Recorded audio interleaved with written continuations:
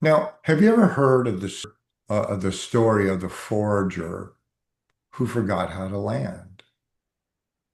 There's a bee, not the queen, not one of the drones, just a worker, a flyer, like me, like you.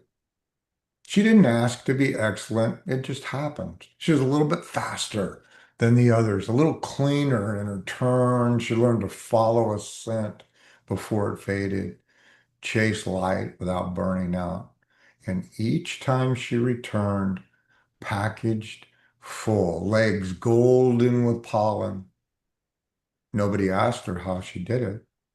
They just expected her to do it, not with demand, but with silence. No one says fly faster, they just smile when you return early. They nod when your loads get heavier. They don't mean to harm you. They just watch how well you carry. The hive begins to breathe in time with your wings. She could feel it, how her rhythm had become the standard. So slowing down, she didn't dare.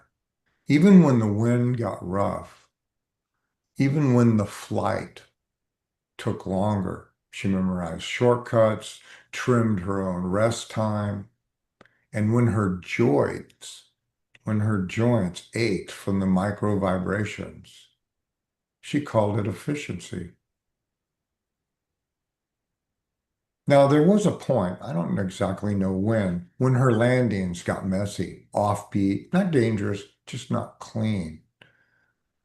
She'd loop once more before touching down. Nobody noticed except her. And that extra loop wasn't for direction, it was hesitation, a kind of resistance. Her wings remembered even when her mind didn't. By the time the tremor showed up in her thorax, she had already stopped listening. The noise of the hive lived in her now, the hum in behind her ears didn't turn off even in the dark. She could still navigate, she could still deliver, she could still grip a full payload. The feel of the air beneath her had changed. It wasn't lift anymore, it was drag.